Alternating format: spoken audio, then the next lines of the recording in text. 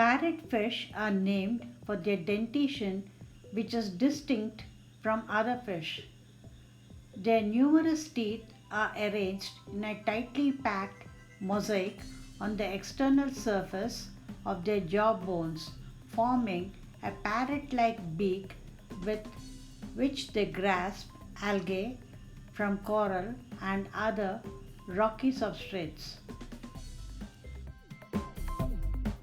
They are a group of marine species found in relatively shallow tropical and subtropical oceans around the world.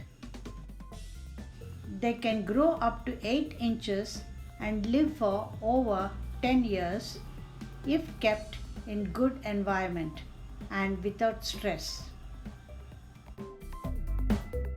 The development of parrotfishes is complex and accompanied by a series of changes in sex and color.